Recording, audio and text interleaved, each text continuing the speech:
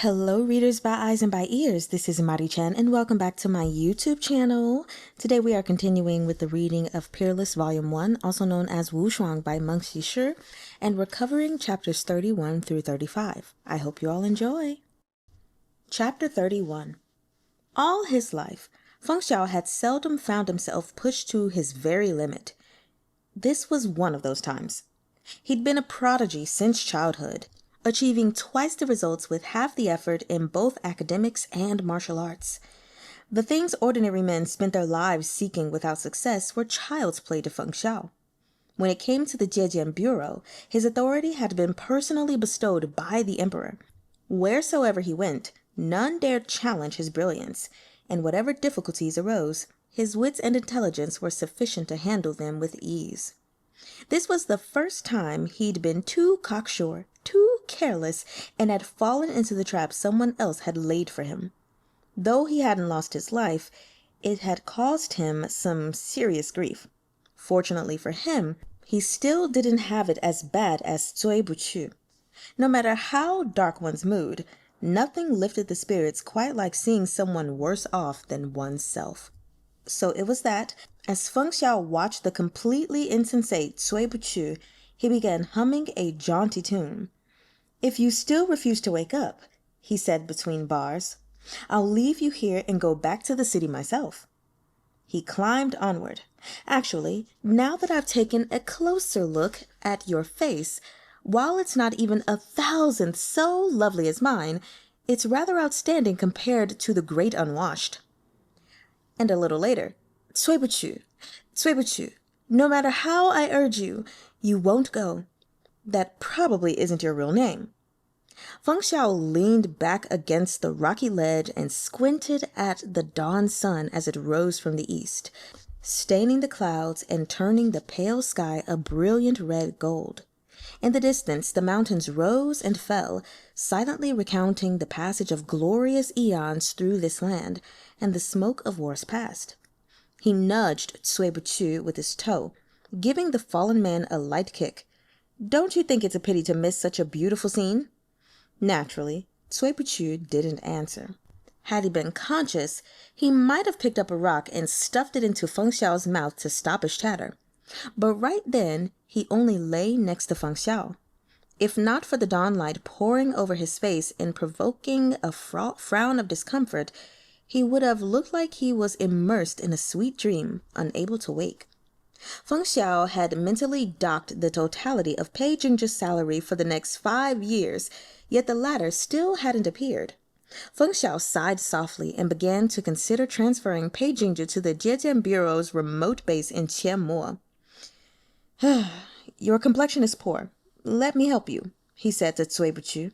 An idea seemed to occur to him, and his face lit up with joy. In the old days, people used to enjoy drawing on their eyebrows. Now we can share the joy of painting on faces. A great reimagining of an old tradition, if I do say so myself. Zui Buqu's lashes trembled slightly, as if he was trying to open his eyes, yet couldn't find the strength. But he wasn't a man who gave up easily. Heaven had come for him many times, and every time it had left him his frail, flickering life, clawing his way back to light.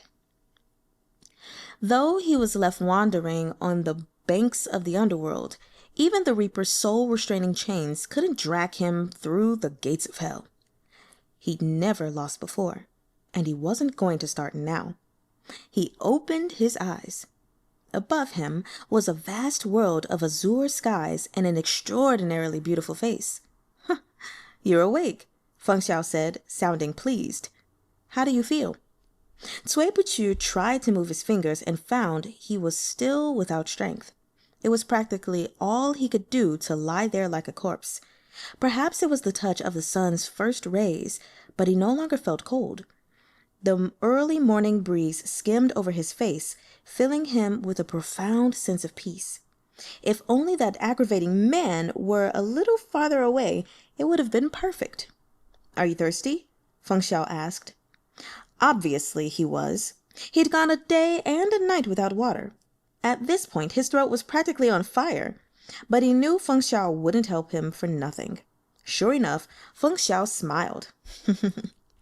Call me Daddy 3 times, and I'll use my internal energy to melt some snow for you to drink. Of course, he'd take his revenge. He'd only been waiting for the opportune moment. Cui Buchu decided to get it over with. He opened his mouth without hesitation. Daddy, daddy, daddy. His voice was rough and grating, but he got the words out. Feng Xiao took a handful of snow and got to work. The snow melt seeped through his fingers, dripping into Cui Buchu's open mouth. Cui Buchu wasn't as fastidious as Feng Xiao, who would rather die of thirst than accept melted snow mixed with sand. After swallowing a few mouthfuls, Cui Buchu's throat felt much better. My dad's dead, he said. Feng Xiao eyed him. Seeing as Cui Buchu was at death's door, he decided to be magnanimous and let it slide.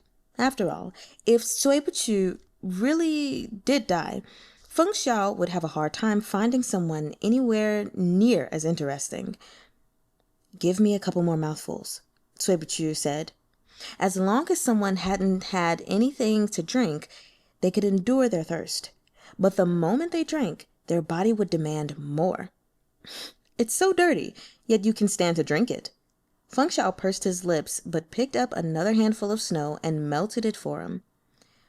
I've drunk water dirtier than this before, Cui Buchu said coolly.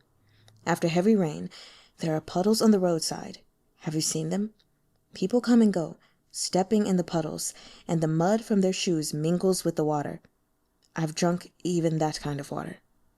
Compared to that, snow melt was indeed much cleaner. When someone was in truly dire straits, they could eat rotten food and drink stagnant water. Rainwater from a puddle was nothing. But Cui Buchu had never felt those experiences worth bragging about, so his tone remained neutral, as if he were talking about his meals for the day.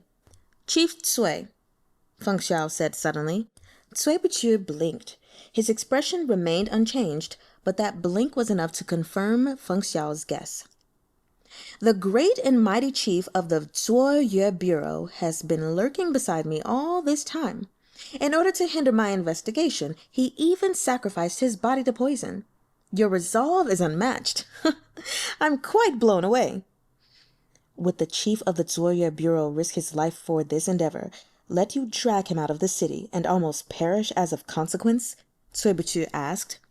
Feng Xiao was all smiles. Others might not, but you definitely would. Someone like you never bows to adversity, nor submits willingly to others. As long as you're in the Zuoyue Bureau, no one else can stand above you. Taoist Master Cui, you've deceived me for so long. You're truly so capable. There was no way to deny it, so Cui Buchu no longer bothered to make excuses. The head of the Zhejiang Bureau himself traveled to this remote border city, so what's so special about me coming with my ailing body and precarious health? Feng Xiao smiled again. If I killed you here, not a single soul would know. I could throw your body down the cliffside and let the wind and sand bury it. Even if your men found this place, they wouldn't find any evidence. From then on, the Zuoyue Bureau would no longer pose a threat to the Zhejiang Bureau. What do you think? Not a bad idea. However, I'm not the only capable person in the world. In time, a new leader of the Zuoyue Bureau would emerge. Killing me is pointless. But there aren't many as intelligent as you. Even dragging around your half-dead body, you set stumbling blocks for me at every turn. If you were gone, I'd have a lot less to worry about. He reached for Cui Buchu's neck.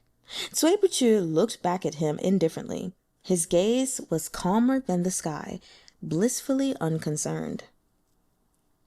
Qiao Xian and Zhang Suan dashed all the way to Huyang Forest without pause, Pei Jingjia and his eagle riders at his heels. But when the group arrived, they found the area deserted. Careful searching revealed traces of a battle. Now everyone was in the same boat. There was no time for further disagreements. They split in 3 directions and began to search. The blizzard was howling, and their shouts were snatched by the wind. Qiao Xian and others had their martial arts, but they weren't any kind of winged deities. The longer they spent running about in the snowy night, the more anxious they became. Qiao Shan fretted that Feng Xiao had already used Cui Buchu as a meat shield, or that he'd met with some other dire misfortune. The vast wilderness, the mighty Gobi Desert, the endless horizon. It seemed like they'd never find their way back. They searched until the black of night paled into the white of day, until the wind and snow subsided. At long last, Qiao Shan found Feng Xiao and Cui Buchu huddled behind a snow-covered boulder.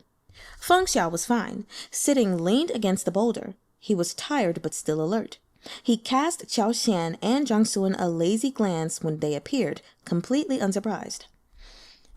Finally, another few minutes and your Taoist master Cui might have been an icy corpse.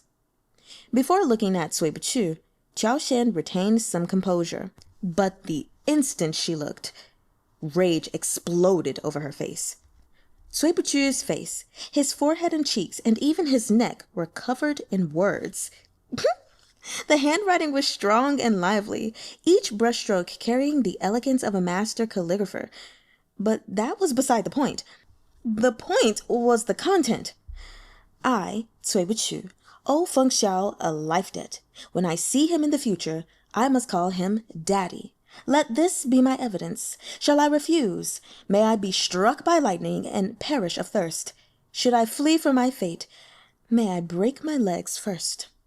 Before Qiao Shan could erase the words, Pei Jingzhe, who'd scurried after her, had already read them aloud. That's terrible.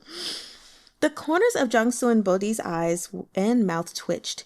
He bent down to try and wipe the words on Cui Buchu's forehead away with his sleeve, but found the task tremendously difficult. From the side, Feng Xiao said coolly, "Don't bother. That kind of mud is everywhere here. Once dissolved in water, it's nigh impossible to get off. I tried it several times before I wrote it on him. If the life debt he owes me could be so easily erased, how would this demonstrate its sanctity?" Cui Buchu rolled his eyes. Qiao Shan didn't say another word. She drew her sword and lunged at Feng Xiao. Pei Jingzhe sprang forward to stop her, and the two eagle riders with him also stepped forward to protect their lord. Another fierce battle was about to erupt. "Bring me back," Cui Buchu cut in. "Zhang Suan, your hat." Zhang Suan Bodi removed the bamboo hat that never left his head. He silently put it on Cui Buchu, then heaved him onto his back. Feng Xiao didn't stop them. He waved cheerfully. "Taoist Master Cui, take care. I'll visit you in a few days. Don't forget the life debt you owe me." Cui Buchu's smile didn't reach his eyes. "Oh, I'll remember it for 8 lifetimes." The tangled knot that had formed between them over the past few days was nowhere near unraveling. Qiao Shan could tell Cui Buchu had relaxed after seeing her and Zhang Suan. It wasn't something outsiders would notice, but she'd been his subordinate too long not to notice his likes and dislikes. Someone as wary and guarded as Cui Buchu only relaxed for a very special reason, and Qiao Shan and Zhang Suan were fortunate enough to have become one. They had no interest in exchanging pleasantries with the Zhejian Bureau. The moment they recovered Cui Buchu, they left. Feng Xiao didn't intervene. He needed some time to recuperate himself. The murderer of the Khotanese envoy had yet to be brought to justice, and the jade had yet to be retrieved. Thanks to Cui Buchu's plotting, the Gugturk warrior targeting him had been misled into attacking Feng Xiao. But then Feng Xiao had brought him outside the city, and Cui Buchu found himself in a 3-way ambush that almost ended in his total defeat. In the game between the Zuoyue Bureau and the Zhejian Bureau, neither had achieved victory. Both sides beat a temporary retreat, making tallies in their own mental ledgers and waiting for the day they could settle the score. On the return trip, Cui Buchu fell asleep on Zhang Suan's back. Zhang Suan Bodi's shoulders were steady as he walked, and Cui Buchu felt not a single bump or jolt. "The Lord Chief appears to have been poisoned," whispered Qiao Shan. Said Zhang Suan. "He's already detected the strange aroma. It's incense of helplessness." Qiao Shan was taken aback, Anger instantly darkened her face. The Zhejian Bureau did it. How dare they? Zhang Sun was silent. Feng Xiao's reputation as a disagreeable man with questionable morals was well known. Zhang Sun wasn't remotely surprised he'd used such a method on their Lord Chief. Don't make any move. Wait and see what the Lord Chief has to say. He must have a plan for this as well. Cui Buchu slept for a full 2 days. When he woke, his entire body felt heavy and limp. There was no part of him that wasn't exhausted. Only his mind was unusually clear, perhaps because he was finally well rested. The moment he opened his eyes, he was alert. He called over Qiao Xian and Zhang Sun. What have I missed in the past few days? Have Appa's men arrived? When the maid brought in chicken soup, Cui Buchu refused to let anyone feed him. He took the bowl himself and sipped slowly. Qiao Xian and Zhang Sun had already made their inquiries and were only waiting for him to wake so they could report. Appa Kagan's envoy arrived in secret yesterday. We have him settled in already. Now you're awake, you can meet him, said Qiao Xian. Cui Buchu nodded. And what's happening at the Zhejian Bureau? Feng Xiao had Magistrate Zhao lock down the entire city to search for the Goguryeo woman Qin Miaoyu, the one who fought us that night. There was also the accident in the Lu family. The night you and Feng Xiao left the city, Lu Ti's daughter drowned. Her body is still at the county office. Feng Xiao is busy searching for Qin Miaoyu, so he ordered men to surround Lu Manor. No one is allowed out. Lu Ti is furious. He wrote a letter to his distant relatives, the Lu family of Fanyang, asking them to intercede with the Zhejian Bureau. At this point, Qiao Xian paused. There's one more thing. Yesterday, I caught a glimpse of the #1 Gokturk martial artist, Foar, in the city. He seemed to have noticed me as well, because I was unable to tell him. Though the city was currently under lockdown, that wouldn't stop an expert like Foar or Gonyong from sneaking back in if they wished. He must have received word that Appa Kagan's envoy arrived and realized he'd been misled. Go fetch Appa's convoy now, then stay close to me in case Foar attempts something. Yes, said Qiao Xian. She'd expected Cui Buchu would meet immediately with the envoy of Appa Kagan, but to her surprise, he seemed more interested in the affairs of the Lu family. What happened to Lady Lu? Tell me. It's a long story, said Qiao Xian. Lu Ti's daughter was his only child, and he'd adored her beyond measure. She'd been the apple of his eye, the pearl in his palm, and he'd yearned to give her all that was wonderful in the world. He couldn't stand the idea of his daughter marrying into another family, so the moment she came of age, he sought a husband to whom he would pass the Lu family's business and inheritance. The young maiden Lu had a cousin, Su Xing, whom Feng Xiao and Cui Buchu had encountered at Wu Wei House. His parents had passed early, and he lived and studied at Lu Manor. He was of an age with Lady Lu, and they made a perfect couple. It was only natural that they developed feelings for each other. Privately, Lu Ti felt Su Xing's fate was too full of hardship. He had lost both his parents already, but his daughter loved him. The fact that Su Xing had no family to whom he owed loyalty also meant he was uniquely suited to join the Lu family. Lu Ti had arranged for them to marry 2 years from now. But recently, Lu Ti had reconnected with a branch of the Lu family in Fanyang for business reasons, and the two sides had exchanged letters and visits. Upon meeting the young Lady Lu, one of the elders of the Fanyang Lu family became enamored of her and offered to play matchmaker between Lady Lu and the young son of the Wang family of Taiyuan. The son of the Wang family was 2 years older than Lady Lu, a talented young man with great academic achievements. Several of his uncles served as officials in the imperial court. Everyone expected the young man would follow in the footsteps of his elders and become a minister. His future was bright, his prospects boundless. The lad's noble background and excellent character made him hundreds of times more desirable as a son-in-law than Su Xing. Lu Ti had changed his mind, but Lady Lu was unwilling. The ever-gentle and obedient Lady Lu quarreled fiercely with her father and threw a tantrum. She had drowned that very night. It was the same night the Zhejian Bureau's eagle rider had pursued a suspicious figure to Lu Manor. The incident with Lady Lu must have occurred at almost the same time. Chapter 32. After listening to the whole story from beginning to end, Cui Buchu pondered in silence. Qiao Xian could tell from his expression that he was interested. Your lordship wishes to involve yourself in this matter of the Lu family? It's a good opportunity to force the Zhejiang Bureau to share credit with us, he said. Qiao Xian thought he'd already washed his hands of this case of the Cotonese envoy's murder. For a moment, she was speechless. Feng Xiao is not the easiest to work with, she finally managed. There's no need for us to take the initiative to work with him. Compared to the Lu family, Qin Miao Yu, who has the jade in our possession, is much more important.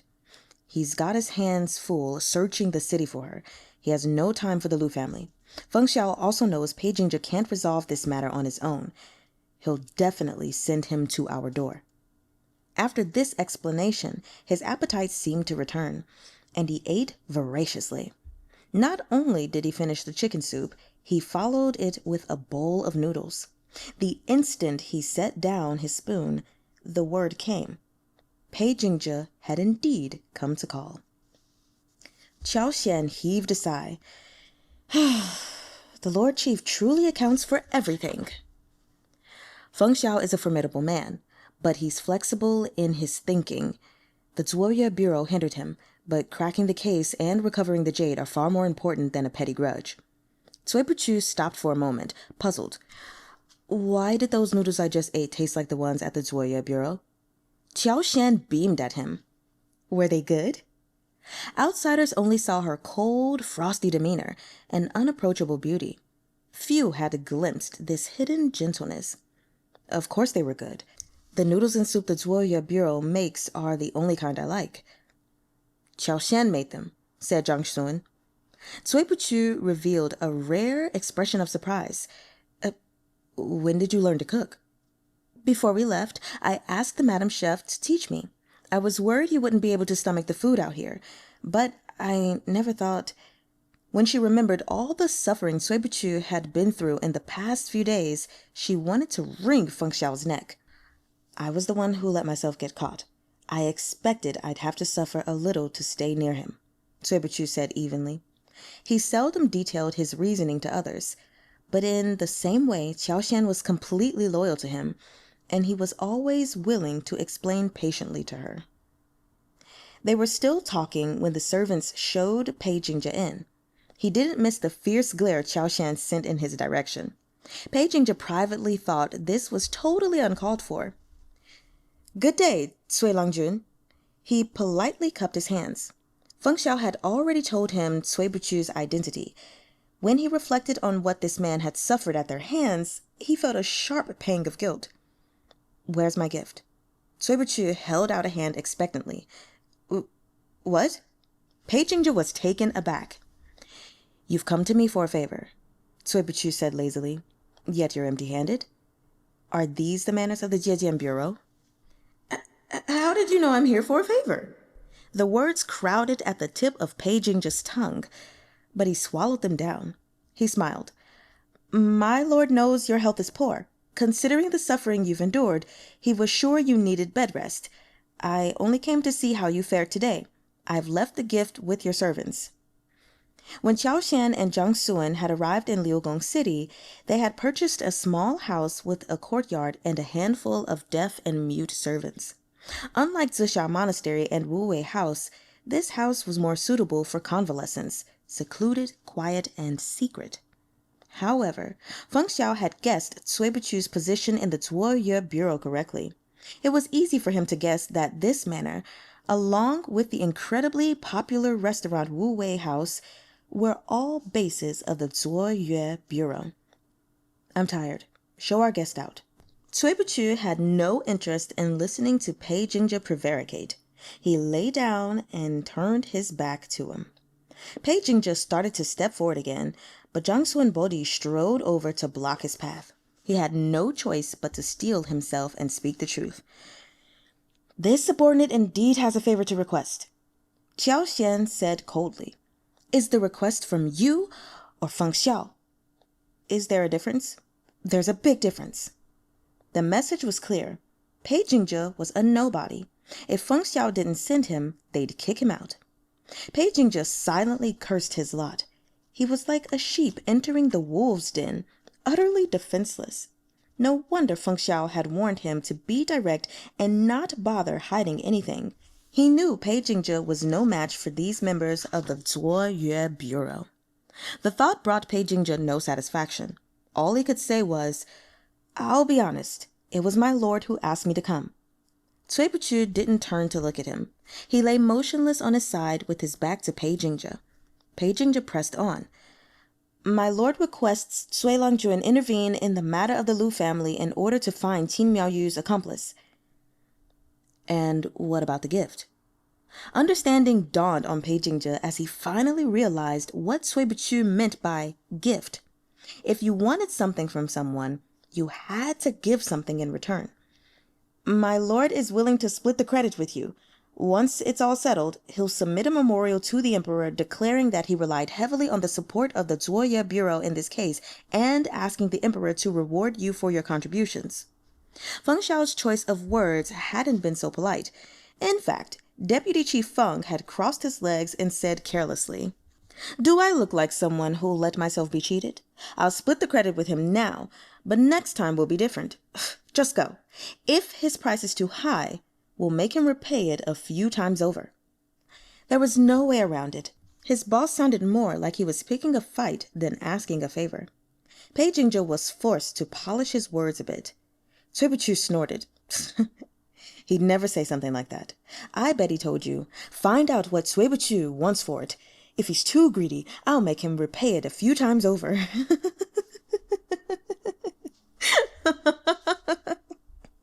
Pei Jingzhe's mouth twitched, and he thought to himself, "You really know each other too well." "I can help you," Cui Buchu said, "but on one condition. I want 4R's head." "That's—" "You can agree now, or this discussion is over. Feel free to see yourself out." "Don't be so hasty, Cui Longjun," said Pei Jingzhu in a rush. "Whatever you want, I'll promise on behalf of my lord." The Lu family's case was pressing, and Lu Ti had already written letters asking for support. Keeping all of Lu Manor under house arrest wasn't a long-term solution. The longer this dragged on, the more trouble it would cause. It was best to resolve the matter as soon as possible. Only now did Cui Buchu turn back over and sit up to slowly slip into his shoes. "You should have agreed earlier. Instead, you made me lie down in bed right after I ate. My stomach hurts." Pei Jingzhe's mouth twitched. The fault is all mine, sir." With this settled, he led Cui Buchu and the others to Lu Manor. Pei Jingzhe furtively observed Qiao Xian along the way. He thought he'd been subtle until she shot him a cold glance. He was forced to look away and trade his secret observation for open inquiry. "Cui Longjun, how should this lady be addressed?" Cui Buchu's lips quirked in something that wasn't quite a smile. "Is it you who's interested, or Feng Xiao?" Pei Jingzhe mumbled. Is there a difference here as well?" "If you're interested, go ask her yourself. If Feng Xiao wants to know." Pei Jingzhe waited for Cui Buchu's next words, but he seemed to reconsider what he was about to say. "Then I definitely won't tell you." Pei Jingzhe pressed his lips together in silence. He finally realized that, from top to bottom, there was no one at the Zuoye Bureau with whom he was on friendly terms. But who'd asked the deputy chief to be so ruthless that he'd even drug Cui Buchu with incense of helplessness? Pei Jingzhe had thought the Zuoye Bureau and the Zhejian Bureau were sister agencies with the same goals, and thus their cooperation would make things twice as efficient and fruitful. But a grudge once formed was not easily dissolved. Lu Manor was shrouded under the thick fog of grief. Lu Ti's cherished daughter had died. He was heartbroken. On top of this tragedy, his manor was surrounded, and now his sorrow was tempered with rage. Feng Xiao only had so many eagle riders, so he'd borrowed some men from Magistrate Zhao. Yet Magistrate Zhao was also plagued by troubles he dared not mention. He didn't want to offend Lu Ti, but he also couldn't disobey Feng Xiao's orders. Caught between the two, He held his tongue and told Lieutenant Liu Lin to do as the Zhejiang Bureau instructed, while also asking him to show the Liu family leniency. Regardless of all else, Lady Liu had to have a funeral, and the family lacked the necessary supplies. Liu Lin had been ordered to keep Liu Manor surrounded, but Magistrate Zhao had privately instructed him to turn a blind eye if he saw them sneak out the back. Unfortunately, Pei Jingzhe and Cui Buchu happened to come upon this very scene as they arrived. "Stop! Who gave you permission to leave?" Pei Jingzhe cried in anger. He moved forward at once to stop them. Leading the group was the Liu family steward. He choked down his grief and anger to cup his hands and plead. "The young lady of our house has passed away. We must hold a funeral. Surely we can't leave her without a place to rest. Please, have some mercy." "What do you want?" Pei Jingzhe asked. "I'll have Liu Lin send someone to buy it, but no one from the Liu household is allowed to leave." The steward finally snapped. "Who do you people think you are? The dead come first. Our lady suffered a terrible misfortune before she could marry. The mistress wants to make things livelier for her, lest she feel lonely on the road. Everything must be of the highest quality. If we let outsiders buy supplies, how would that demonstrate our devotion toward our young lady? Are you so cruel, so unreasonable, that you show no respect even for the dead?" "The one disrespecting the dead isn't us, but you," Chebichu said coldly. He pointed out a maid who was standing behind the steward with her head lowered. "That's a man. Seize him." Pei Jingzhe was stunned, but Qiao Shan and Jiang Sun Bodhi didn't hesitate. The last word had barely left Cui Bichu's lips when they swept forward to restrain the tall and slender maid. The maid was forced to raise her head. At first glance, Pei Jingzhe merely felt she looked familiar, but then he recognized her. It was none other than Lady Lu's cousin, the one who should have married into the family, Su Xing. Su Xing was fair and delicate even as a man. He followed the steward, hiding himself among a couple of tall servants. At a glance, he passed for any servant of the manor. If Pei Jingzhe's group hadn't happened to run into them, and if Cui Bichu hadn't exposed him, his disguise would have succeeded. "Su Xing?" asked Pei Jingzhe. The man showed no sign at being discovered. His voice was calm as he said, "I've been close with my cousin for a long time. Her likes, her dislikes. Even my aunt and uncle might not know as well as I. I left the house with the steward so I could buy the things she loves most. At least then, she won't feel lonely down there. What's wrong with that?" His eyes were bloodshot, his cheeks marked gaunter, and a dusting of stubble shadowed his chin. On his face was the calm left behind by old sorrow. No one who saw him could say he was cold-blooded and ruthless. They would be more likely to sigh about star-crossed fates and the separation of death. "Then why did you disguise yourself as a woman?" Pei Jingzhe asked. "My cousin and I were engaged for some time, but we weren't married. If I bought something for her in the name of the Liu family and rumor of it spread, it would tarnish her reputation. My cousin was pure and unsullied. She came into this world that way, and she would leave that way too." Cui Bichu regarded him for a moment, then turned to the steward. "Perhaps we can bring this matter to a close today. When all are satisfied, I will return you your freedom myself. I too share some small destiny with the Liu family. Please allow me to enter and offer a stick of incense to your young lady." The steward recognized Cui Bichu. When he'd first arrived and Zisha Monastery had begun to flourish, talk of the medical skills of its abbot had spread through the city. The Liu family matriarch had also benefited from his kindness. The steward sighed and beckoned them back toward the manor. "This way." This manor housed 3 generations of the Liu family. Liu Ti had an old mother who still lived. Last year, he'd had a coffin made and placed in the cellar in preparation for her passing, in accordance with local custom. Yet fate had other plans. The coffin never held the older mother. Instead, it was the young lady who lay inside. Though a coffin was on hand, the memorial tablet, candles, and funeral flags were missing. Thus, the steward had bribed Liu Lin so he might go out and purchase them. When Liu Ling saw Pei Jingzhe and the others come in with the steward, he looked horribly embarrassed and braced himself for a scolding. But Pei Jingzhe ignored him. He asked the steward to take them to the hall and send someone to invite Lu Ti. The coffin was already closed, and the hall once used to entertain guests had been temporarily transformed into a place of mourning. The pots for burning paper money had been prepared, but there was nothing inside. Lu Ti's wife, Madame Li, was dressed in plain clothes and sitting in the hall, staring at the coffin with blank eyes. The maids at her side murmured words of comfort, but she turned a deaf ear to them all. Lu Manor, which had once thronged with guests, was now cold and somber. Cui Buchu crossed the threshold, took an incense stick from a maid, and bowed to the coffin. He personally went up to offer the incense before crossing the hall to stand before Madame Li. "Be at peace." Madame Li was thoroughly heartbroken, her complexion a waxy yellow. She had always taken great pains with her appearance, yet in her grief she paid it no heed. She barely reacted to Cui Buchu's words, so the old female servant beside her greeted him in her stead. "Thank you very much, Taoist Master Cui. I wish to examine the body in the coffin." These words shocked the entire hall. The servants of the Lu family burst into furious chatter, and even Madame Li jolted out of her daze and raised her head to look at him. The Lu family steward was furious. "Didn't you come to offer incense?" "I'm here to offer my condolences, as well as investigate this case. I suspect foul play in the death of your young lady."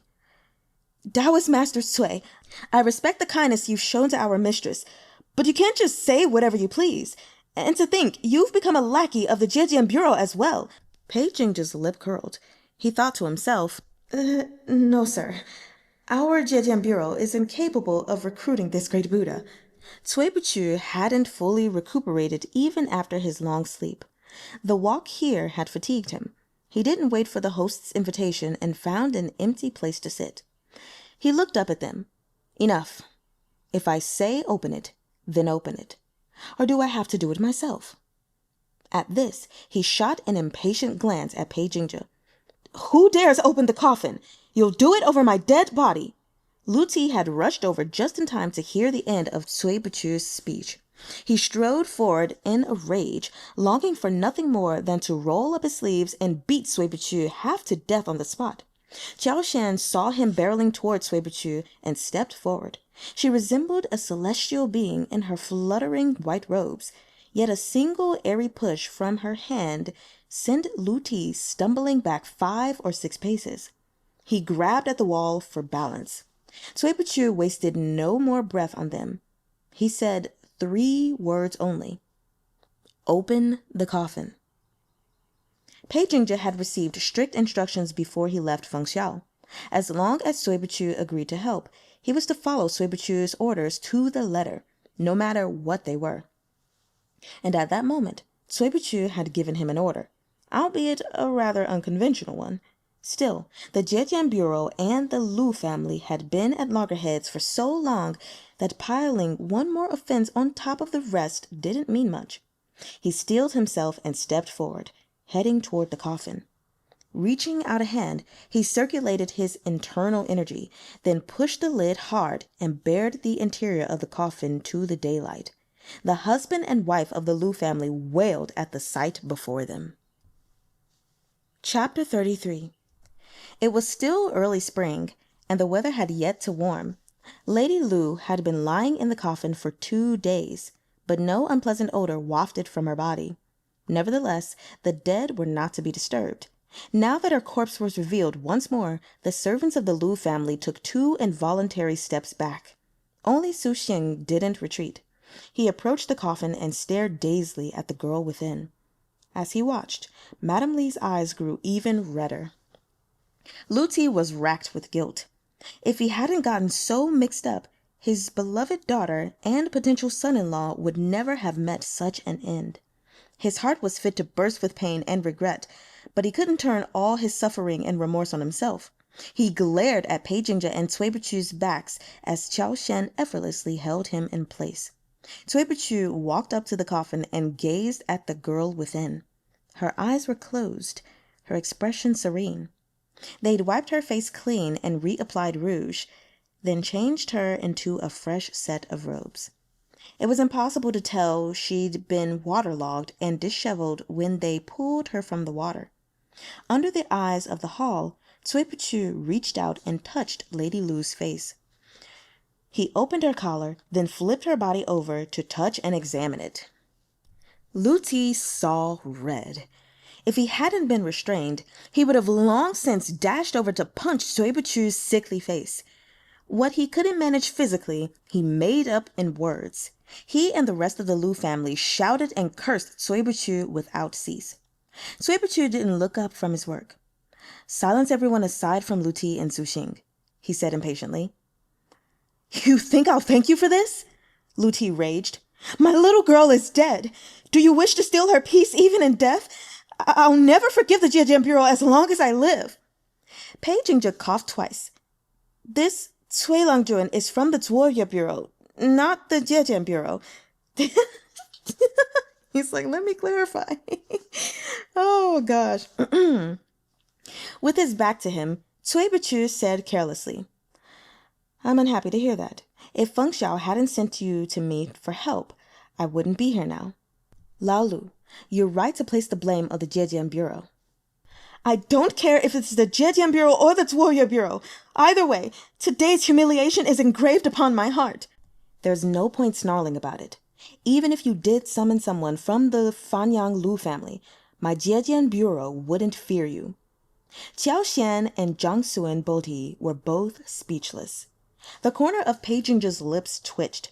He was admittedly disturbed by the obscene acts Cui Buchu was performing in the name of investigation. He had the niggling feeling the man was merely taking this opportunity to smear the Jiejian Bureau's good name. But just as he was about to put a stop to it, his eyes widened. Cui Buchu had bent and pried Lady Lu's mouth open, then shoved his fingers deep into her throat.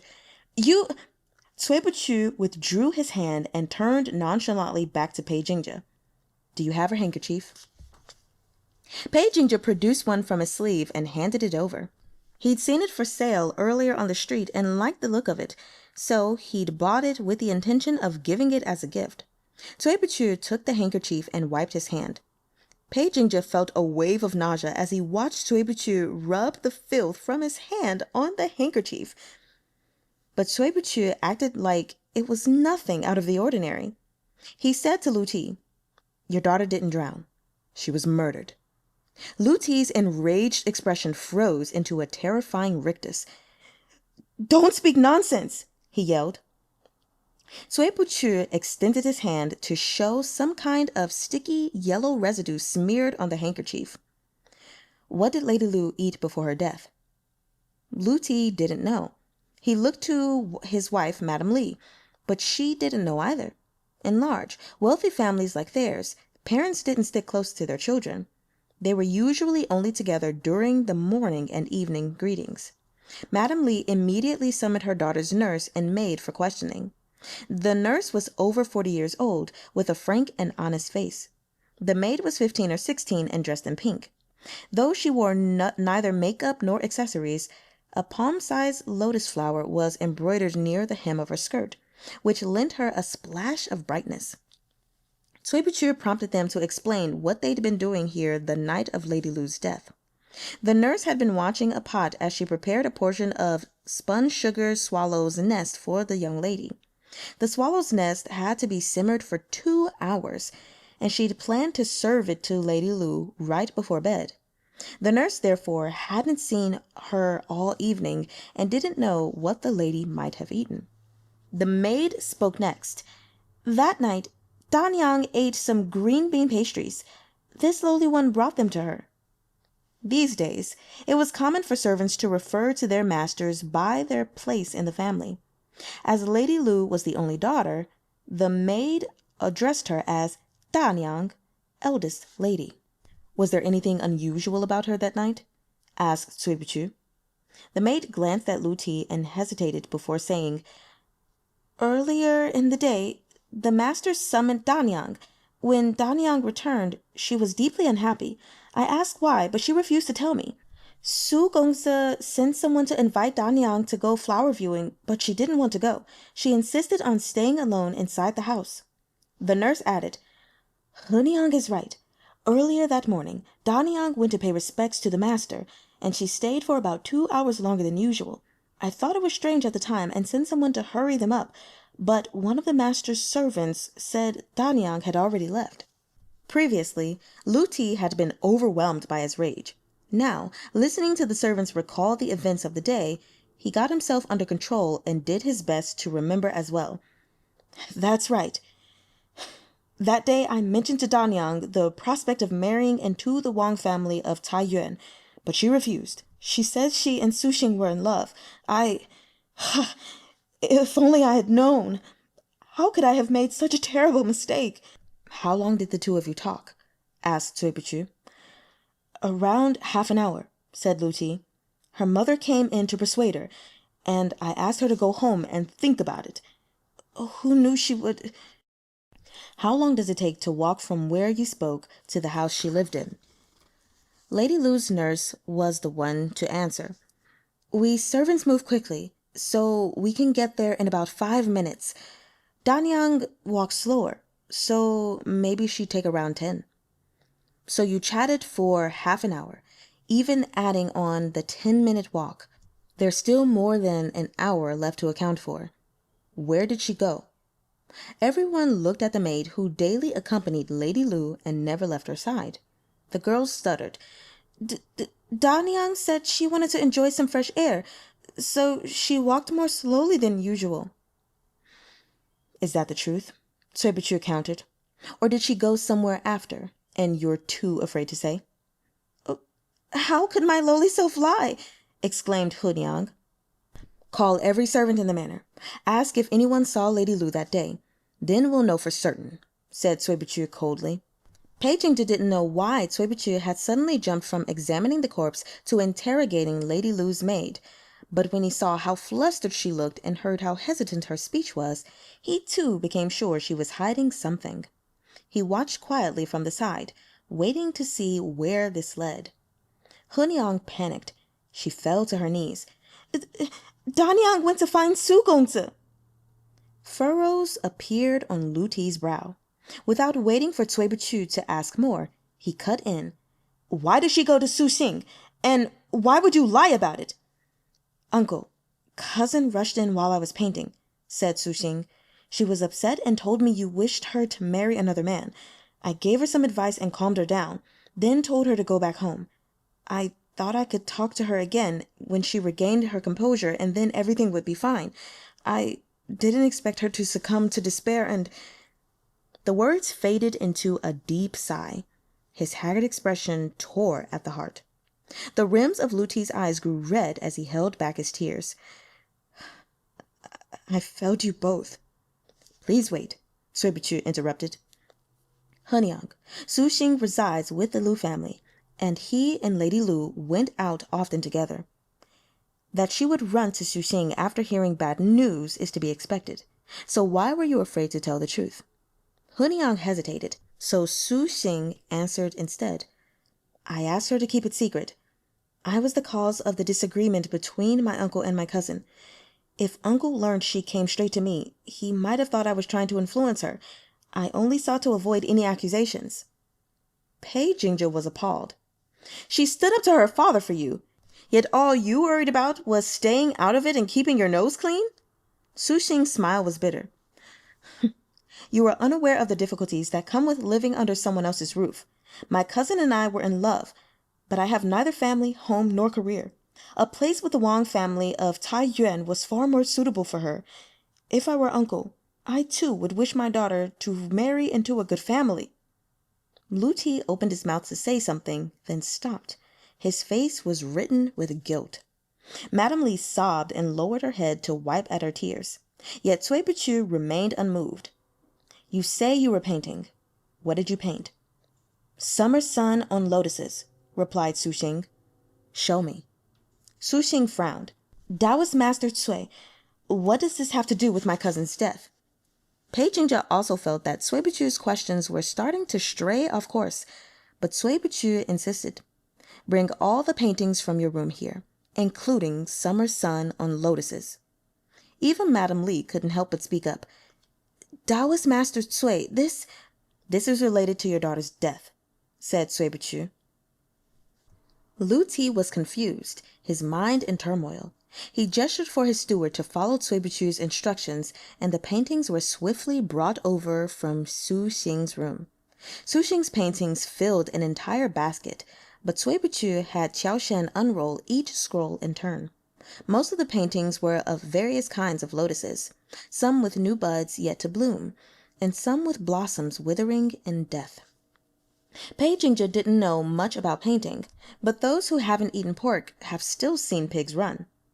Su Xing's paintings were average at best. He had some ability, but not much talent. If he'd had talent, he wouldn't have spent so many years living with his relatives. He could have left to blaze his own trail long ago. Lady Lu lay quietly in the coffin as it was surrounded by dozens of scrolls blossoming with lotus flowers. It was a scene to make anyone sigh. Hunyang, Cui Buchu said suddenly. Was your Danyang good to you? The maid was taken aback. Of course, Danyang was wonderful to me. Then why did you betray her and help Su Xing conceal her murder? Asked Cui Buchu. Everyone was dumbfounded. Taoist Master Cui, what are you saying? Lu Ti blurted. Your Danyang is dead. Even if your house currently lacks the mourning clothes, there's no reason you should be wearing pink. That dress is embroidered with lotuses, and you are called Hunyang, which means lotus. What a coincidence that Su Xing here also likes to paint lotuses. Can it really be chance? You tell me. Watch what you say, Taoist Master Cui, said Su Xing coldly. Hunyang likes lotuses because her name is Hunyang. What does that have to do with me? Is that so? Cui Buchu sneered, then turned to the steward and Madame Li. Was her name Hunyang when she entered the manor? Madame Li shook her head. She paid a great deal of attention to the maids who served her daughter. She used to be called Shiniang because she was the 10th child in her family. They were poor, and her parents couldn't afford to raise her. We purchased her at the age of 6, and 2 years ago, Danyang personally changed her name to Hunyang. Cui Buchu looked at Su Xing. 2 years ago, you would already have been living at this manor. So what if I was? Said Su Xing. Do you know why I put my fingers into Lady Lu's mouth just now? She'd eaten some green bean pastries that night, and the residue remains in her mouth. If she'd drowned, water would have poured into her mouth and nose, and these traces would have been washed away. Yet there was no sediment from the water in her mouth, and the leftover bean paste remained. This proves she was placed in the water after her death, when she was no longer breathing. That's why the water couldn't enter. Lu Ti was stunned. He began struggling fiercely, and at Cui Buchu's signal, Zhang Sun let him go. Lu Ti wobbled and stumbled forward to look down into the coffin. Cui Buchu looked at Su Xing and said, The night Feng Xiao won the jade at the auction, many experts visited Qiushan Manor. The one in black was you, was it not? I see Taoist Master Cui wishes to frame me, said Su Xing coldly. You're trying to pin everything on me. You were the one who sent that jade to Linlong Pavilion, said Cui Buchu. You did it to test everyone's reactions to lure out your accomplice. That's why you acted differently than the others. You didn't come to steal the jade. You were there to hide and observe. Once you confirmed your accomplice wasn't present, you left. Do you know how I recognized you? Because that night, the person in black stood with his right wrist in his left hand, just as you do now. You can disguise and conceal your face, but your body tells the truth. Su Xing remained unmoved. That's because I spend too much time painting and writing, he said evenly. I overtax my wrist, so sometimes it's sore. Many scholars experience this issue. If you don't believe me, find another scholar and examine them. Then you'll see. At that moment, Zhang Sun attacked him from behind with a powerful strike. He put 8/10 of his full strength into the blow, enough to kill Su Xing where he stood. Su Xing turned his head slightly aside but remained still as Jiang Xuan's blow came closer and closer. At the last second, Jiang Xuan withdrew his palm and stepped back. Su Xing knew he'd made the right call. They'd only wanted to test him. But Sui Buchu wasn't going to let him off so easily. Why pretend? The exact reaction you just tried to avoid had demonstrated you're a martial artist, and a powerful one at that. Su Xing scoffed. If all you want to do is add to my charges, why should I stand here and listen to your slander? I'm leaving. He flicked his sleeves and turned to go. In a flash, Xiao Shan's sword glare swept toward his back, brimming with the murderous force of 1,000 troops crushing their enemies. This killing intent was naked, unlike Jiang Xuan Bodi's probing blow. At last, Su Xing could no longer feign ignorance. He stepped aside to evade. That one sidestep removed all doubt. This man was a martial artist. Exposed, he no longer hesitated. He reached for his waist, and a rippling, glinting blade appeared in his hand. He turned and stepped toward Xiao Shan, but halfway across, he made a sharp turn and grabbed Lu Ti instead. In an instant, Lu Ti became a hostage, Su Xing's whip sword coiling around his neck. Stay back, or I'll kill him. Cui Buchu shook his head. What's the use of taking him hostage? When the Zhejiang Bureau wishes to settle something, we won't stop for anyone. Pei Jingzhe was at a loss for words. Deputy Bureau Chief, this man is throwing your authority around and directing all blame to the Zhejiang Bureau. Yet you still want his help? Doesn't the Zhejiang Bureau have enough enemies already? Chapter 34. Lu Ti had been taken hostage, and his life now hung by a thread. Yet he showed no fear. Rather, upon his face was written disbelief, shock, and rage. San Lang, let go of your uncle, Madame Li sobbed. You bastard! When have your aunt and I ever wronged you? How could you kill Danyang? Lu Ti was trembling all over, paying no heed to the whip sword slowly tightening around his neck. Blood dripped down the blade and over his skin. Madame Li's terror overwhelmed her. Her vision went dark, and she crumpled limply to the floor. I'm sorry. You did treat me well, but I haven't forgotten my hometown and family. I can't become the real Su Xing. Everyone was shocked, including the group with Cui Buqi. If you're not Su Xing, then who are you? Asked Pei Jingzhe. Su Xing was silent. Lu Ti was filled with anguish and sorrow. Even if you aren't Su Xing, you've been part of the Lu family for many years. I have no sons and have always treated you as my own child. Danyang was devoted to you. She never wavered. The proposed marriage with the Wang family of Tai Yuan was my own fixation. It had nothing to do with Danyang. If you were dissatisfied, why not kill me instead? Why kill Danyang? Have you no conscience? Su Xing sighed. You misunderstand. I didn't kill Danyang because of the marriage. If you wish to blame someone for Danyang's death, blame her for being in the wrong place at the wrong time. That's why she had to die. Did she discover you were a Gorgurian? Cui Buchu cut in.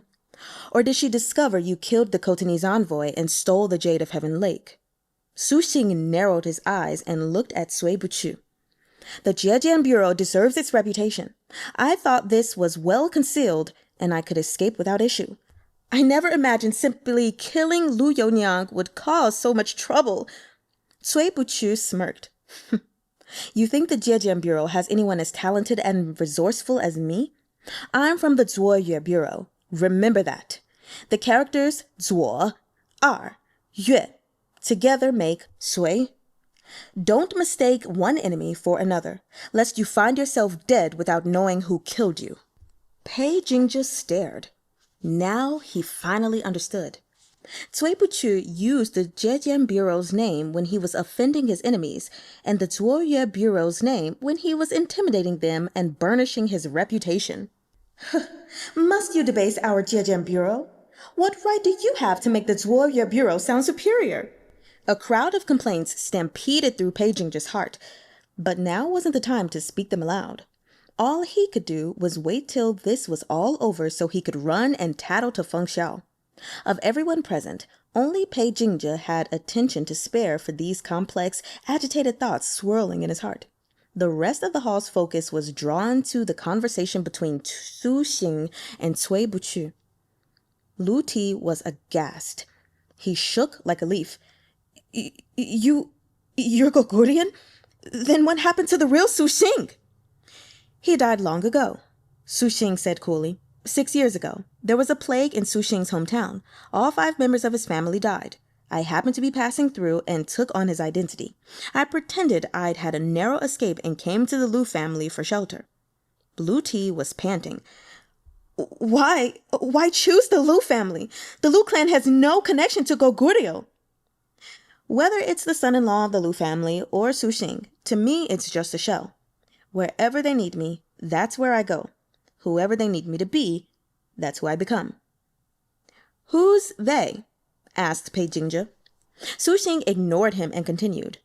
After I settled down with the Lu family, they made no attempt to contact me. I originally planned to marry Yoniang and become Su Xing in truth. That would have been rather nice. Unfortunately, when news came that Khotan wished to meet with the Emperor of Sui, they claimed me again. So you see, I was unable to stay out of the matter. But what does that have to do with your murder of Lu Yoniang? Pei Jingzhe asked. She was a girl who lived in ladies' chambers. She had nothing to do with your schemes and plotting. I also wish to know, Lu Ti wailed. Su Xing, whether or not that's really your name, you've never suffered any injustice at the hands of the Lu family. Your aunt was afraid the servants of the family would look down on you, so she specifically instructed them to treat you as they would Yoniang. And the way Yoniang regarded you was even more... Why? Why? Does this need to be asked? Cui Buqu said coldly. Lu Yoniang has nothing to do with the Khotanese envoy, but she must have seen something she shouldn't. Su Xing was forced to silence the witness. That's right, said Su Xing. That day, when Yoniang left her father's, she rushed right over to find me, but I happened to be out. Normally, she's very well-mannered. This was the first time she entered my study without permission. People like you are meticulous and careful. Otherwise, you wouldn't be able to conceal yourself for so many years. Even if Lu Yoniang did enter this study, what could she possibly have seen that she shouldn't have? I have a book filled with codes. I use those codes to decipher messages sent by my accomplices. The book itself is unremarkable. Normally, no one would bother flipping through it. Unfortunately, of all the books on the bookshelf, that was the one she took out to read.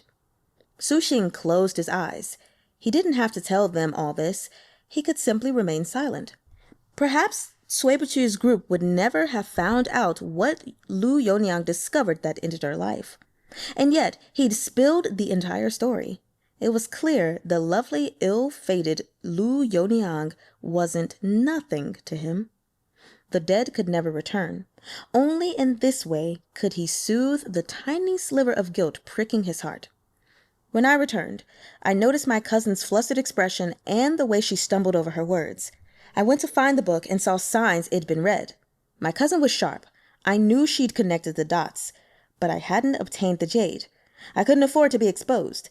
Yoniang had to die. He heaved a weary sigh. Lu Ti's face streamed with tears, but they were tears of rage, the tears of a father powerless before the villain who'd killed his beloved daughter.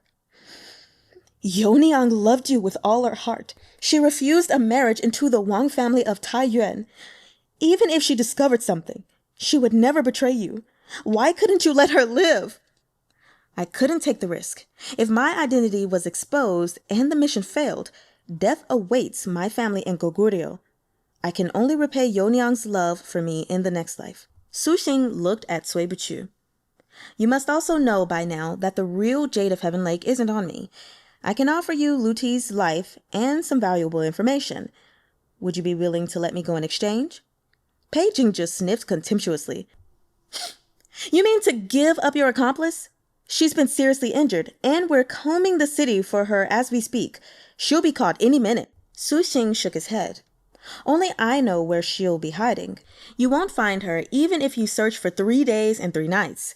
And don't forget, the jade is in her hands. She's capable. She likely already discovered the jade's secret, that it can be used to enhance martial arts. Even healing internal injuries might be possible with the help of jade. Once she recuperates and sneaks out of the city, good luck catching her. As he spoke, his gaze never left Cui Buchu. He clearly knew who was in charge here. Very well, said Cui Buchu. If your information is accurate, I will drop the charges against you for the murder of Lu Yonyang. You needn't release Lu Ti now if you don't trust me. You can release him once we've caught your accomplice. Lu Ti hissed and spit. Absolutely not. Even if he drops the charges, I won't let you go. I'll kill you. Su Xing paid him no heed. He tapped the acupoint that would render Lu Ti mute, and Lu Ti fell silent. I need a guarantee, something strong enough to reassure me, Su Xing said to Cui Buchu. Cui Buchu addressed Zhang Sun Bodi. Head to Feng Xiao's place to help out. No need to come back for now. I'll find you if I need you. Zhang Sun nodded. He asked no questions, but turned and left. Su Xing watched Zhang Sun disappear and secretly breathed a sigh of relief. The one person on the scene he feared was Zhang Sun Bodi. Su Xing was an elite martial artist himself. With Zhang Sun gone, he considered no one else here his match. He was no longer afraid. Cui Buchu thrust a hand out toward Pei Jingzhe. Give it here. Pei Jingzhe looked at him flummoxed.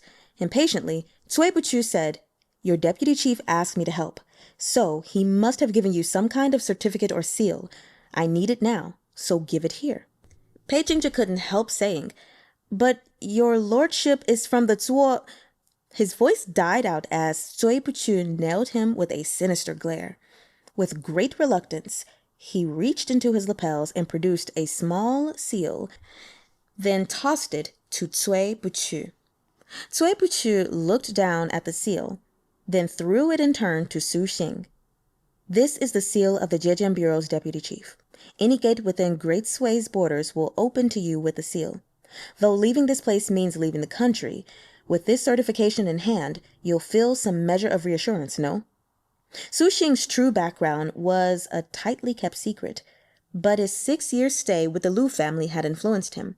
He'd seen no few treasures, and the moment he waved the seal in his hand, he knew Cui Buchu was telling the truth.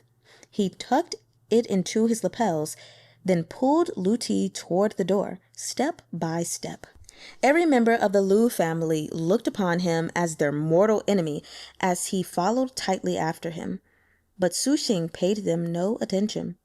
Though Cui Buchu had no martial arts to speak of, to Su Xing's mind, the man was somehow a more present threat than either Qiao Shan or Pei Jingzhe.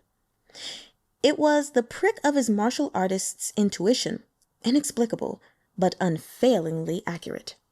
When Su Xing and Lu Ti were at a distance Su Xing thought sufficient for his escape, he spoke.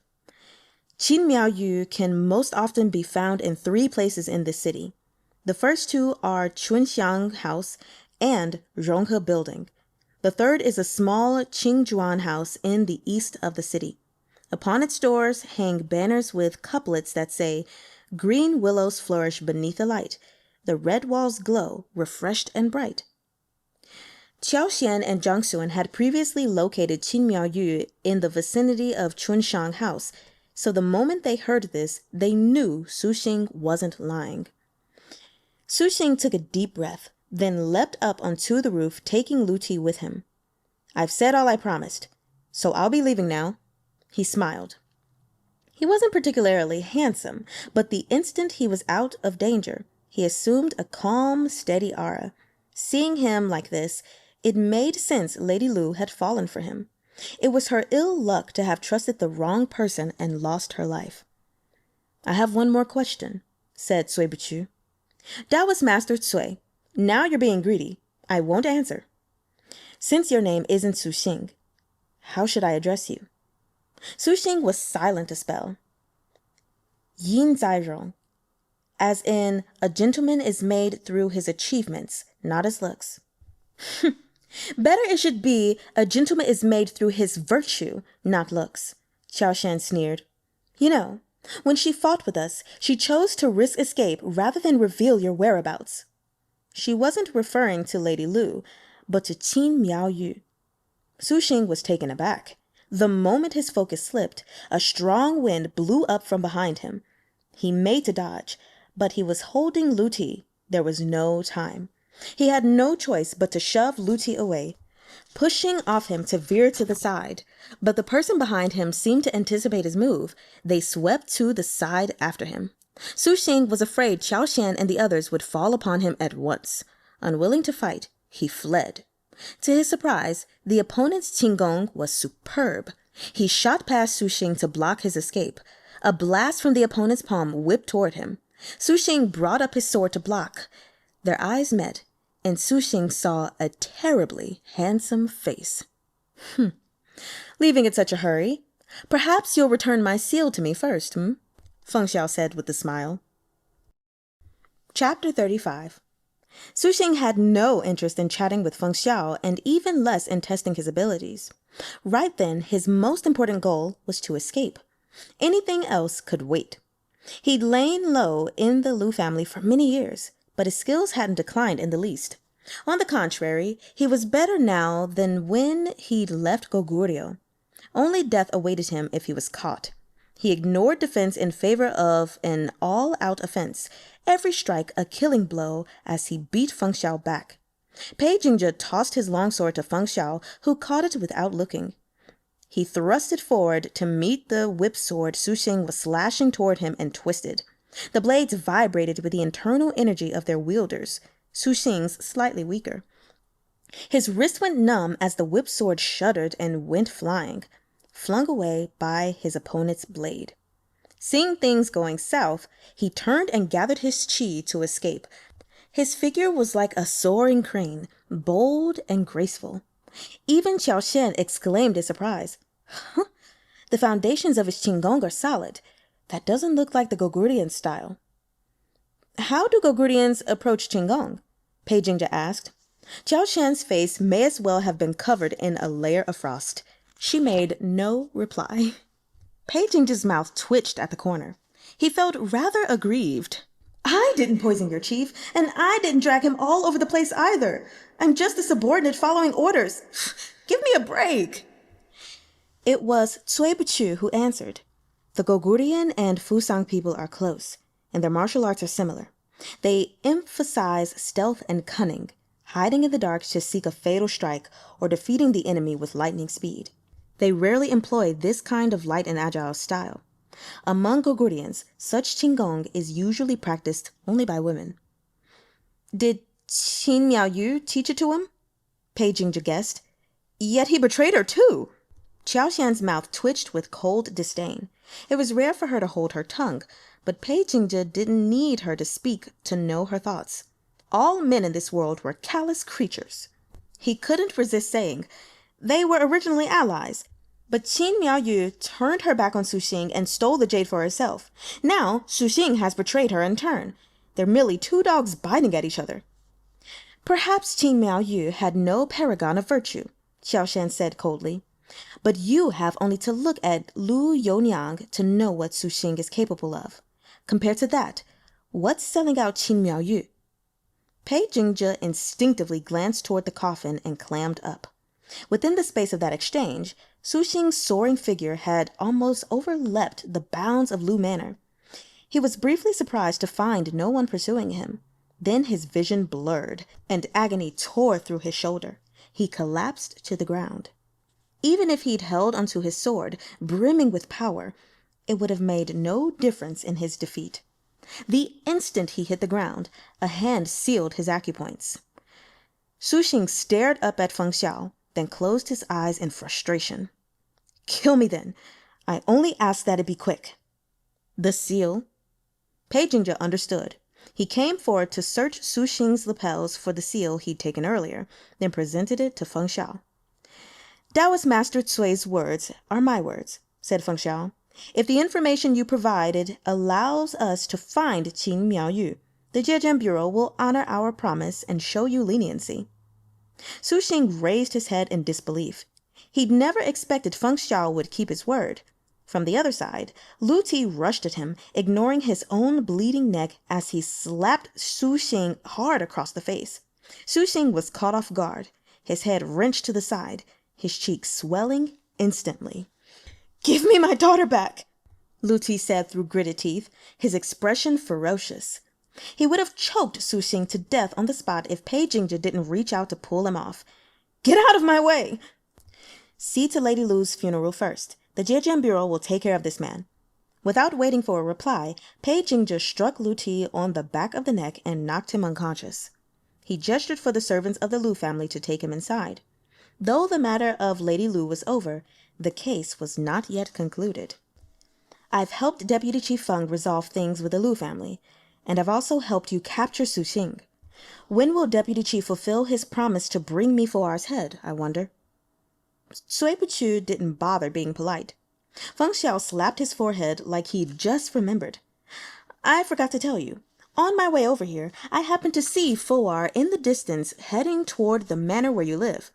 If I remember correctly, the envoy sent by Apakagan is also there, right?" Qiao Shan's face paled. "Why didn't you say so earlier?" Eyes wide and innocent, Feng Xiao said, "You didn't ask me earlier. I was busy arresting Su Xing. I didn't have time to think. I only remembered just now. You should hurry. Maybe you can still make it." Cui Buchu glanced at Qiao Shan, who sped off without another word. "Is this how Deputy Chief Feng fulfills his promises?" Cui Buchu scoffed. Feng Xiao smiled brightly. "I said I'd kill Fo'ar. I didn't say when. Killing him now, killing him in the future. What difference does it make? Blame yourself for not being more specific. If you want to change the terms now, we'll have to renegotiate." "State your conditions," said Cui Buchu. "I want half the credit for the negotiations with Appa's envoy." "Absolutely not," said Cui Buchu automatically. "Then there's nothing to be done." Feng Xiao sighed regretfully. "You heard it too. Cui Buchu is the one you want. Don't kill the wrong person this time." As the last words dropped from Feng Xiao's lips, a figure appeared on the rooftop above them. The newcomer jumped down, his saber slashing like the wind, straight for Cui Buchu. Zhang Sun Bodhi was long gone, and Qiao Shan had just left to pursue Fo'ar. Suddenly, there was no one to protect him. All he could hear was Feng Xiao saying coolly, "This person is a disciple of Fo'ar Songji. He's not a particularly skilled martial artist, but he's more than capable of killing you." The saber was coming straight at him. In a moment, he'd lose his head. Pei Jing's face paled in horror. He didn't have a heart of stone like Feng Xiao, yet there was no way he could dash over and rescue Cui Buchu in time. The only one who could save him was Feng Xiao. In the face of death, Cui Buchu yelled, "I'll give you half the credit for the negotiations." "Wouldn't it have been better to agree earlier?" Feng Xiao said with a smile. He flew as fast as his words. In an instant, he was at Cui Buchu's side. He waved his sleeve but made no other movement. Songji felt a powerful force surging toward him. He stumbled backward and fell. Pei Jingzhe ran up and seized him immediately. Songji was Fo'ar's youngest disciple. He'd become an apprentice late, and though he was the weakest of all of Fo'ar's disciples, Fo'ar loved him the most. When Fo'ar came to the Central Plains to disrupt negotiations with Apakagan, he'd brought this youngest disciple with him. He'd intended Songji to gain some experience in the Central Plains, but had initially permitted him only to track Apakagan's envoy, thinking to keep him out of danger. But Songji was young, and he yearned to perform great feats. Though his Shifu had ordered him to keep back, when he'd heard Feng Xiao talking to Cui Buchu, he leapt out without thinking. Who knew Feng Xiao would keep switching sides like this? One moment he'd stood coldly by, not caring a whit whether Cui Buchu lived or died. The next, he'd swept in to save him. Songji gnashed his teeth in frustration, but he'd already exposed himself and lost his opportunity to capture Cui Buchu. Instead, he'd ended up captured himself. Feng Xiao paid no heed to Songji. He laughed and said, "A gentleman's words are like swift horses. Chu-Chu, you're the esteemed leader of the Zuoyue Bureau. You must not go back on your word." The implication was clear. Two can play at this game. You cheat me, and I'll cheat you. We can drag each other down, and no one will come out the winner. "I'm no gentleman," Cui Buchu said, "but I will honor my promises. However, You must escort the Buddha the entire journey west. If you help someone, you must finish what you start. Qiao Shen is no match for Fo'er, so you'll have to come back with me and kill him." Feng Xiao smiled. "Actually, I lied. I didn't see Fo'er on the way here. If you want to find him, you should ask his disciple. His Shifu will definitely come looking now that we've caught him." Cui Buchu eyed him. "You cheated me several times, so we'll call it even. Why don't we bury the hatchet and make peace, said Feng Xiao. Cui Buchu thought, "The fuck, we're even?" but nodded agreeably. The two of them stared at each other, mouths curved in identical fake smiles. Pei Jing's lips twitched. "Oof, this is really too much." "We're done here," said Feng Xiao. "I'm going to find Qin Miaoyu first. Chu, do you wish to come?" "I will be negotiating with Abba Kagan's envoy tonight. If Deputy Chief Feng is interested, he is welcome to come and listen." Feng Xiao was rather shocked to find Cui Buchu so cooperative. "I thought you tried to make another scheme or two before letting me join," he said. Cui Buchu sneered. "Do I look like that kind of indecisive, sloppy person?" Feng Xiao cupped his hands and smiled. "Ah, not at all. I was judging a gentleman's heart through a scoundrel's eyes." The truth about Lu Yonyang's death had been revealed, but for Lu Ti and his wife, it meant a Gogurian had deceived them, living in their house for years under the name of their relative, and ultimately cost their precious daughter her life. They felt no more comfort now than they had when they'd believed Lu Yonyang had drowned herself. When Madame Li came to, she wailed and cried, undone by regret. But Lu Yonyang was already dead in her coffin. There was no way back. When she walked in the underworld, would Lu Yonyang rue that she'd misjudged that man so gravely? The irreversible passage of time was the most agonizing thing in the world. A broken mirror could never be made whole. Spilled water never recovered. Feng Xiao and Cui Buchu didn't linger. They left the Lu family to their grief. When they reached the gates, they made to go their separate ways. Cui Buchu suddenly paused in his step and turned to Feng Xiao. "I just remembered something. It's related to you, but I don't know if I should tell you." Feng Xiao saw the affected concern etched on Cui Buchu's face, and a sense of foreboding rose in his heart. "Then don't tell me." "When I examined the corpse earlier, I put my hand in Lu Yonyang's mouth. Some of the green bean pastry she'd eaten got on my hand, and I forgot to wash it off. I used that same hand to take your seal from Pei Jingja. I remember that you love cleanliness. I can't tell you how sorry I am." Feng Xiao had no words. Pei Jingja saw not a hint of guilt on Cui Buchu's face, but did observe that Feng Xiao's had turned rather green. Cui Buchu wasn't foolish enough to wait around for Feng Xiao to come to his senses and take revenge.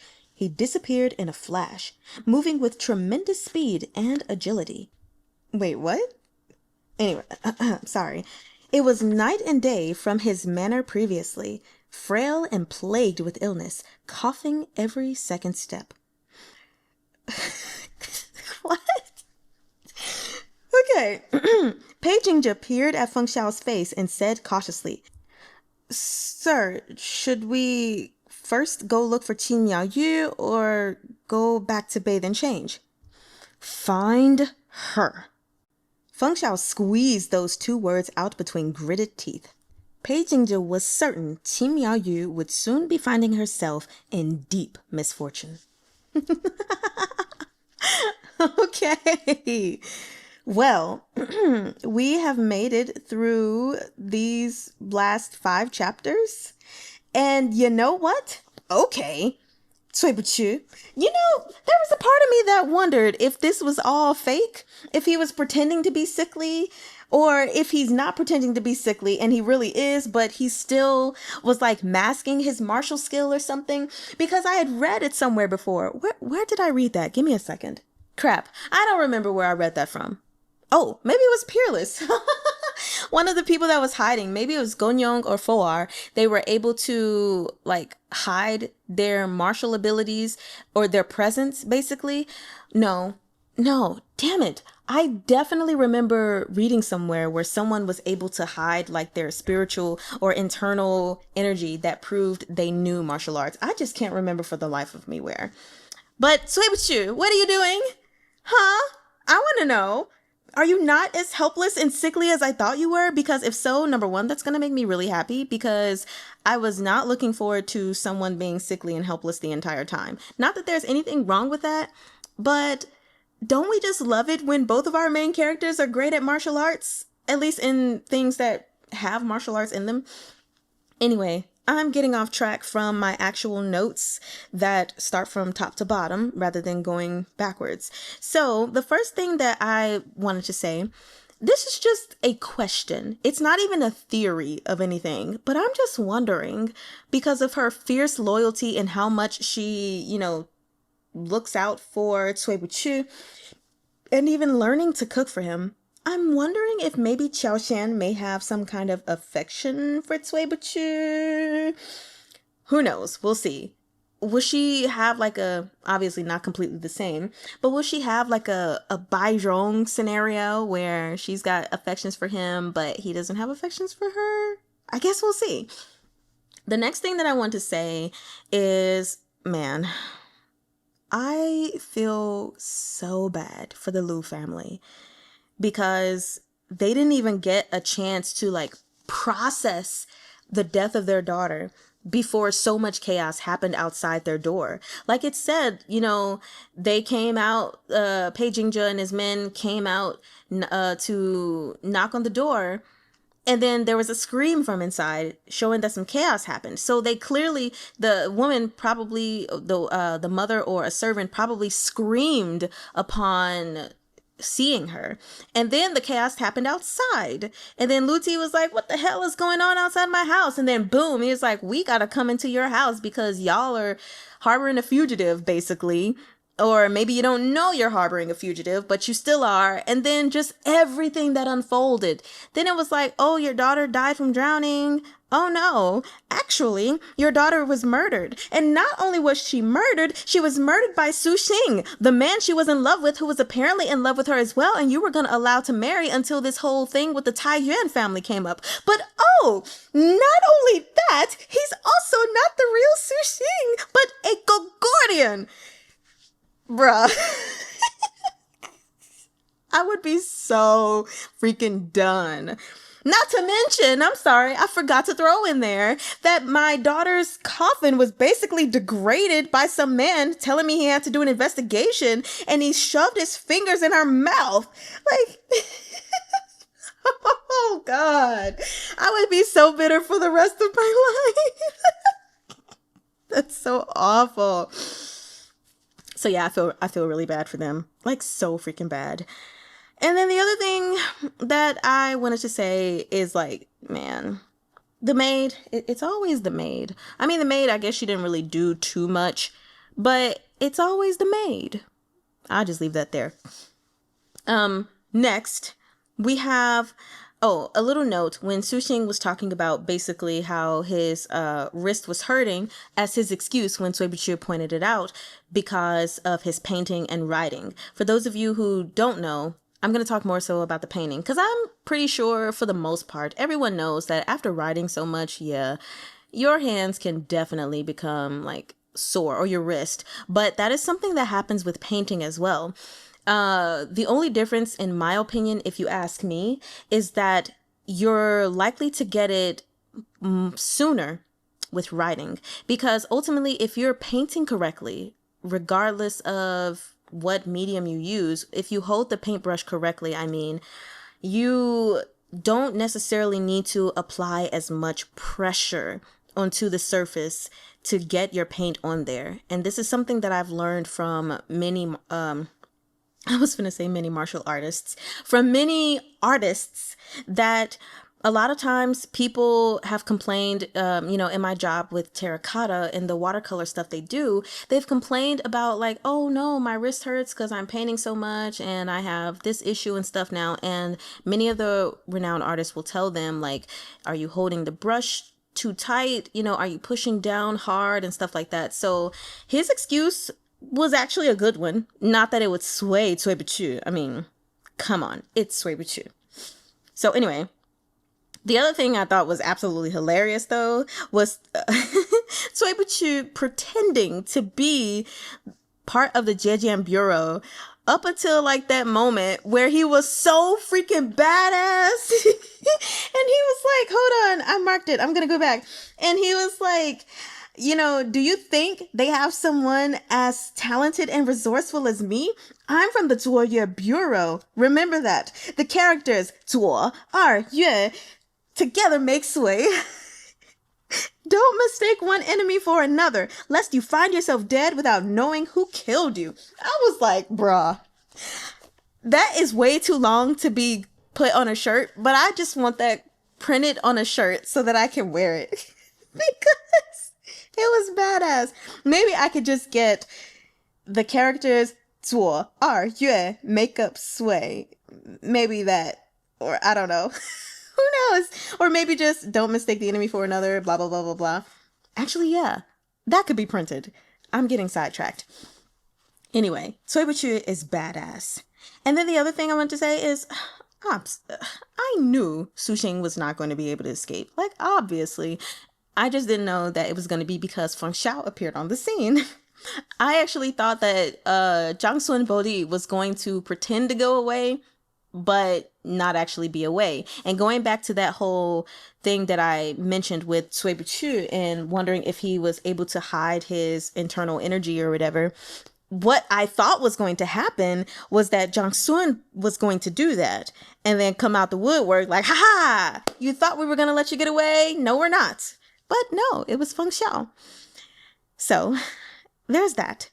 Then the last thing that I'll say, I don't know yet if I feel bad for Pei Jingzhe or not. I just feel like he has been emotionally cut and there's been so much salt thrown on his wound from Qiao Xian and from Cui Buchu. Poor little Pei Jingzhe. He can only follow his master's orders and just like go with the flow, essentially. Poor little soul. Anyway, I don't have anything else to tell you all. The next video will be of the last chapters. I believe it's 4 left. So I hope you all are excited because I am. Then we'll be on the second volume. And I kind of feel like we flew through this one, which is crazy because I feel like it took me forever to get through just one book for the Disabled Tiger's Beloved Pet Fish. So I will see you all next time. 我爱你们